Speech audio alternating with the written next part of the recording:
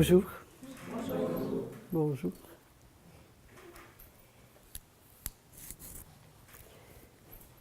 Est-ce qu'il y en a qui croient encore que le sida est contagieux? Y en a-t-il qui croient encore que le sida est dû au virus, rétrovirus HIV? Vous êtes mieux de ne pas répondre. C'est la plus grande imposture du siècle. En termes de crimes contre l'humanité, ça vient en deuxième après les vaccins. Alors, je résume et je dis clairement. 1. Le sida n'est pas une maladie, c'est un ensemble, c'est un syndrome. Donc, un ensemble de signes et de symptômes communs à plusieurs maladies. SIDA veut dire syndrome d'immunodéficience acquise. Donc, un syndrome, je viens de vous dire ce que c'est, des signes et des symptômes communs à plusieurs maladies. Qu'est-ce qu'elles ont de commun, ces maladies? Elles ont une immunité, une déficience immunitaire acquise. Ça veut dire que ce n'est pas congénital, qu'on n'est pas venu au monde avec. Donc, plusieurs maladies peuvent se manifester lorsque le système immunitaire, le système de défense est déficient. C'est pour ça qu'on peut voir aussi bien une tuberculose, par exemple. Une tuberculose, si le patient, on fait un test au patient et que le test s'avère positif, on dit qu'il a le sida. Mais si le test est négatif, on dit que c'est une tuberculose. Une tuberculose, c'est une tuberculose. Alors, c'est un mensonge énorme. Le VIH n'a rien à voir, et ça a été dit clairement par le professeur qui était là. Le VIH n'a jamais été isolé et démontré dans le sang de personnes qui ont un test qu'on dit positif. Donc, le VIH n'est pas la cause du sida. Donc, vous ne pouvez pas attraper le VIH, donc ce n'est pas contagieux. Voyez-vous l'ampleur, l'énormité du mensonge? On dit aux gens que s'ils sont séropositifs. Alors, qu'est-ce que c'est séropositif? On l'a dit aussi à la vidéo. C'est qu'ils ont des anticorps anti-VIH. Mais oui, mais ça veut dire qu'ils sont bien portants, justement, qu'ils ont des anticorps. Ça ne veut pas dire qu'ils sont malades. Mais la propagande, la publicité, puis il y a une chose qui est contagieuse, hein, c'est la contagion médiatique. On fait croire aux gens des choses, l'argent contrôle complètement les médias et font passer ce qu'ils veulent. Et donc, on a fait croire aux gens, c'est un mythe, que séropositif égale mort, tu vas mourir, et les gens meurent en dedans de 2 ans. Pourquoi meurent-ils? Ben, parce qu'ils pensent, on leur dit, vous allez mourir. C'est mortel. Si vous avez cette séropositif, c'est sûr que vous avez le sida, puis si vous avez le sida, c'est sûr que vous allez mourir. Et donc, quand je pense que je vais mourir, je meurs. Hein? Je le fais arriver. Vous savez, quand on a peur de quelque chose, on le fait arriver. La deuxième chose, c'est qu'on leur donne des traitements d'une toxicité épouvantable, l'AZT. L'AZT qui est un médicament qu'ils ont ressorti des tiroirs, qu'ils avaient proposé contre la leucémie, je pense plusieurs années auparavant, qui était tellement toxique qu'ils l'ont mis de côté, mais là, ils l'ont sorti parce qu'il y avait une urgence, il y a une maladie, la nouvelle, une épidémie. C'est mensonger du début à la fin. Alors, je vous le dis parce que la plupart des gens croient encore que c'est vrai. J'étais à Amsterdam au congrès où j'ai assisté à ce congrès où Gaston Naessens présentait la vidéo que nous avons vue tout à l'heure, dont nous avons vu des extraits. Et il y avait là, c'était un congrès fort intéressant qui est organisé par les malades et non pas par l'industrie. Alors on avait la vérité. Et des malades qui disaient « Moi, je suis séropositif depuis 15 ans et je suis encore là. » Alors, c'est pas vrai. Alors, mais ce qui rend malade et qui tue les gens, c'est les médicaments qu'on leur donne. En Afrique, alors c'est important de voir que le sida a été créé de toutes pièces, inventé de toutes pièces, propagé, la propagande médiatique de toutes pièces, et particulièrement en Afrique. C'est un génocide ciblé. L'Afrique se meurt de sida, encore. Il y a des pays où ça meurt comme des mouches parce qu'ils ont peur, et on leur fait des tests qui sont faux, ils sont complètement faux. Les tests sont faux. Il suffit en Afrique, par exemple, ils appellent ça le test Bangui ou un truc comme ça, que vous ayez 3 symptômes qui sont courants à toutes leurs maladies endémiques qu'ils ont. Ça suffit pour dire qu'il est séropositif et qu'il y a le sida. Mais c'est énorme. C'est absolument énorme. Alors, je voulais vous signaler cette énormité. Et quand Gaston Naessens a proposé, a présenté, fait sa présentation à Amsterdam au congrès du sida, il a démontré, et c'est important, par sa théorie somatidienne, il a démontré clairement que c'était de quoi avait l'air qu'on pouvait voir dans le sang des micro-organismes. Vous savez, quand ça part, puis ça ne fait pas seulement les 3 premiers, mais qu'ensuite on voit toutes les autres formes bactériennes et autres, des levures et d'autres formes, c'est que la somatide dans le sang, qui n'a jamais été vue par un médecin, il n'y a jamais un médecin qui a vu une chose pareille. Mais il y en a d'autres, et vous avez vu l'énumération ensuite. Mais, non, c'est des artefacts, c'est pas vrai, ça n'existe pas. Et ça fait depuis 1850, dans les 50 à peu près, que Béchamp avait vu déjà cela, qui est un contemporain de Pasteur. On revient à notre ami Pasteur. Et Béchamp est un contemporain de Pasteur. On connaît Pasteur, vous n'avez jamais entendu parler de Béchamp. Mais non, ça ne rend pas célèbre de rendre service à l'humanité, ça rend célèbre de rendre service à l'industrie, pas à l'humanité. Alors, c'est important. Gaston Naessens, donc, que je connais, qui habite à une demi-heure d'ici, qui est un homme remarquable. On a dit de lui que c'est un génie et un saint, un être vraiment d'une qualité exceptionnelle.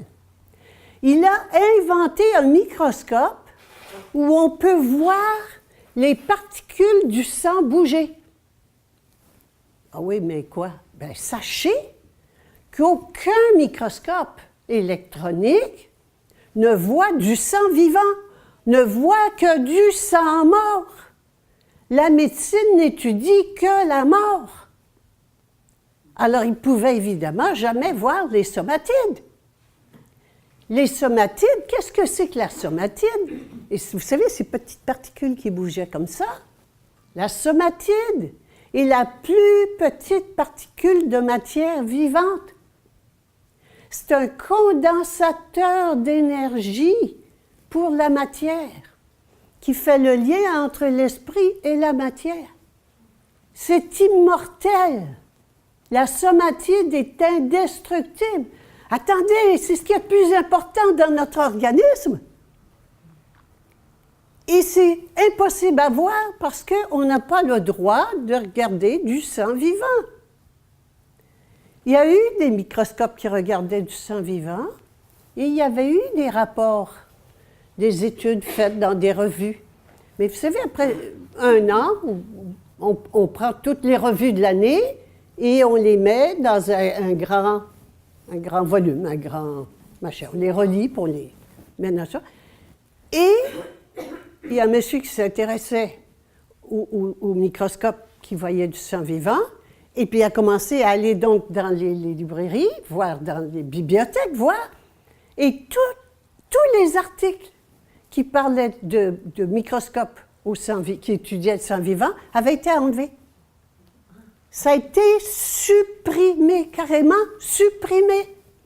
Et des gens qui étudient, je connais une personne que je connais bien, qui s'est excitée un jour, qui s'est acheté un microscope pour sang vivant, elle est passée au collège, ils l'ont pénalisé, ils ont suspendu, ils ont donné une amende énorme, mais c'est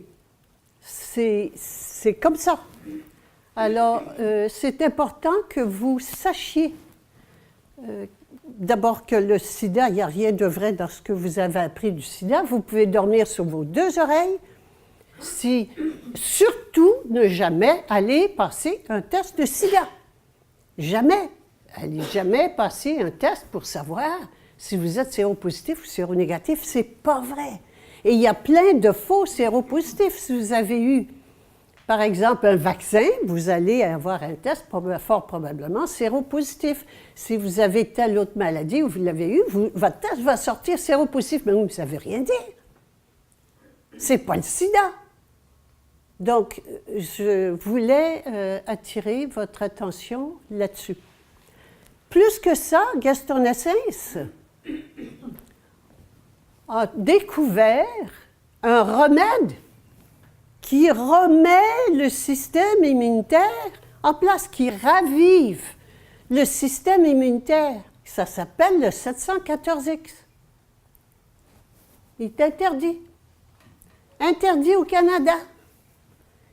Il y a des gens, et j'ai vu, quand je vous dis ça, j'ai vu l'effet de ce remède qui est absolument extraordinaire, qui n'a aucun effet secondaire, qui est facile, que les gens peuvent s'injecter eux-mêmes, qui peuvent voir leur sang. On peut suivre au microscope au microscope de la somatidien, on peut suivre l'évolution, on peut dépister un cancer jusqu'à 2 ans à l'avance. On voit le sang et on voit, vous savez, les formes, le polymorphisme, les formes après les 3, on peut voir que la personne est malade. Mais c'est extraordinaire, c'est fabuleux, c'est tout interdit. N'importe qui, les médecins pourraient être formés à prendre ça facilement. Et c'est juste une prise de sang, une goutte de sang sur le bout du doigt. On met ça au microscope. Il a même inventé un condensateur que vous pouvez adapter à un microscope ordinaire et vous pouvez voir les somatides. Tout est là. Gaston Nassens, son souci, c'était de rendre ça possible pour tout le monde. Oui, mais les autorités médicales l'interdisent. Il a eu des procès, on lui a fait des procès, on l'a poursuivi. En France, il s'est sauvé en vitesse parce que je pense qu'il ne serait plus en vie depuis longtemps. C'est comme ça que ça se passe. Il faut que vous sachiez que toutes les personnes qui ont des traitements, des inventions intéressantes sont toutes mises au banc, sont toutes interdites. Et leurs traitements et les personnes, on les poursuit, on les traîne en cours, on vole leurs documents, et ça, c'est quand on ne les tue pas. En 2002, en dedans de 6 mois, il y a 14 microbiologistes qui sont morts. Ils sont morts. En 6 mois. Vous savez, ça joue dur. On parle d'énormes intérêts financiers et c'est au-delà de cela, c'est le contrôle de la population. On veut contrôler la santé de la population pour arriver à faire ce que l'on veut de nos bons moutons. Alors, ça n'est pas anodin. L'Afrique, pourquoi l'Afrique se meurt? Elle se meurt parce qu'on l'a fait sur une très grande échelle. Le sida, j'ai une reproduction qui a adopté 2 enfants, 2 Éthiopiens, dont les parents sont morts du sida. Ils ne sont pas morts du sida, c'est pas vrai. Ils sont morts de peur et des traitements du sida. On ne meurt pas du sida, c'est pas vrai. Ça, c'est un syndrome. Il n'y a pas de maladie qui s'appelle sida. Ce sont seulement des maladies où le système immunitaire est déficient. Ben oui, mais le système immunitaire, ça se ramène. Et vous avez vu toute la liste tout à l'heure qu'on a vue. Et puis, il y en a 4 volumes de noms de personnes qui ont guéri des cancers, ramené des personnes très malades, etc., etc. Et tout ont été interdits. Alors, puis le traitement de Gaston-Essens, je l'ai vu, je sais comment ça fonctionne, j'ai vu des patients, c'est extraordinaire. Ils commencent à se sentir mieux, à retrouver leur énergie, à retrouver leur force, et là, ils peuvent ensuite s'auto-guérir. Parce qu'on est santé parfaite. Alors, c'est de retrouver son état de santé. Mais ce remède du 714X est absolument fabuleux, mais interdit. Il y a eu à Boston, il y avait une personne qui avait fait faire une étude sans dire ce que c'était. Et là, les chercheurs à Boston, dans un grand, parce que souvent c'est une autre chose qu'on dit, ils ne font pas d'études. Ils ne font pas d'études pour prouver l'efficacité. Mais non, ils ne veulent pas. Il n'y a pas un laboratoire, ils se tiennent tous. Il n'y a pas un laboratoire qui veut l'accepter. Et ça avait été accepté une fois, je pense que c'était à Boston, un grand laboratoire, j'ai oublié le nom. Et les chercheurs étaient tout excités. Waouh, c'est ce qu'on cherche depuis des années. Et puis, quand ils ont su, quand le laboratoire a su que c'était le 714X, ils ont tout arrêté et ils ont refusé, ils ont dit à Gaston-Essens, on vous rembourse et on ne vous donne pas les résultats. Parce qu'ils ne voulaient pas qu'ils arrivent avec des résultats officiels. Elle a été obligée d'aller en cours pour avoir les résultats. Et il les a eus à condition de ne pas les publier. Vous voyez comment ça fonctionne? Je vous donne ce petit détail, mais c'est comme ça que ça fonctionne. Donc, ce qui est bon pour les malades est interdit. On va passer maintenant, on va faire un petit tour d'horizon de la santé. Ce livre-là, oui, ça aussi. Christopher Bird, qui a écrit un livre sur Gaston-Essens, le Galilée du microscope. Et quand ce livre-là est sorti, il n'était pas disponible. Alors, c'est comme ça qu'on bloque toute l'information. Ça a été bloqué, ça l'est encore, je suppose, mais ce n'est pas disponible. Il a été interdit. Pas interdit, mais les bibliothèques ne l'avaient pas. Hein? L'éditeur a dit, ah ben non, on n'en a plus, on n'en a pas. Bon, voici ce que je vais voir avec vous. Nous avons, je compare l'être humain, c'est mes petites leçons d'anatomie. Vous allez voir, c'est un peu différent de ce qu'on apprend à l'école. Je compare la cellule ou le corps humain, si vous voulez, à un iceberg. Un iceberg, vous savez, il y a la pointe de l'iceberg qu'on voit, mais vous savez qu'en dessous, il y a un gros morceau, hein? Et que c'est bien plus gros ce qui est caché que ce que l'on voit. Eh bien, c'est la même chose pour le corps humain. Le corps humain, ce que l'on voit, est une infime partie de la réalité qu'on ne voit pas. Alors, on dit toujours qu'il y a un corps, une âme et un esprit. On entend ça, le corps, l'âme et l'esprit. Parfait. Oui, sauf que ce qu'on appelle le corps, c'est le corps qu'on voit. Ce qu'on appelle l'âme, c'est un autre corps qui est le corps vital, le corps des émotions. Et l'esprit, c'est le corps mental, le corps de la pensée. Mais ça, c'est 3 corps. C'est pas l'âme, puis ça, c'est pas l'esprit. L'âme et l'esprit sont en profondeur, tout à fait en profondeur du corps, et l'esprit, c'est partout. C'est l'esprit, c'est la seule vibration. Alors, je vais revenir. Tout est vibratoire. Que ce soit les 3 corps, l'âme ou l'esprit, tout est vibratoire. Ça, c'est important. Qu'est-ce qui fait qu'on voit le corps? Je dis, c'est pas vibratoire. Regarde, je le vois. Ben oui, parce que les vibrations sont très lentes. Alors, je les vois. Mais quand les vibrations sont plus élevées, donc si elles sont très lentes, je les vois. Si elles sont plus élevées, plus rapides, il vient un moment où je ne les vois plus. Mais ça ne veut pas dire qu'elles ne sont pas là. Et si elles deviennent encore plus rapides, comme ce qu'on voit ici au niveau de l'âme, on ne les voit évidemment plus du tout. Et l'esprit, quand on arrive à l'esprit qui est l'eau, parce que si vous voyez, il n'y a que l'esprit.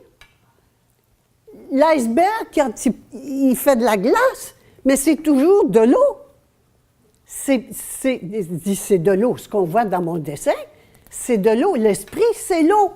Alors, c'est l'esprit qui donne l'âme, qui donne le corps mental, le corps vital et le corps physique. Donc, c'est toujours l'esprit, mais avec des vibrations, des fréquences vibratoires différentes.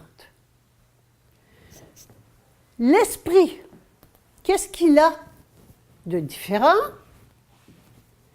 L'esprit, qui correspondrait à ça, il est hors espace-temps. Et donc, vous voyez ici des vibrations créatrices. Les vibrations, l'esprit, c'est des vibrations qui créent l'univers à tout moment, à chaque instant, complètement. Alors que les autres, quand on arrive au niveau de l'âme, ici, ce sont des vibrations dans l'espace et dans le temps, donc sinusoïdales. Quel est l'intérêt de ça? L'intérêt de ça, c'est que l'on sache que la vibration originelle, et il n'y en a qu'une, c'est l'esprit. Et l'esprit, c'est ça qui fait qu'on peut dire qu'on est un. Parce que vous entendez ça souvent. Oh, un, on est tous un. Ça veut dire quoi, ça? Bien, si je ne m'occupe pas de l'esprit, je ne peux pas concevoir que je sois un. Et donc, l'esprit, c'est la vibration créatrice de tout l'univers. Où est-elle? Elle est partout. Si elle est partout, elle est en moi. Et ça, je vous dis ça, on va revenir là-dessus plus tard, mais je vous dis ça pour que vous sachiez qu'on peut s'auto-guérir et qu'on est, de par notre nature, en parfaite santé.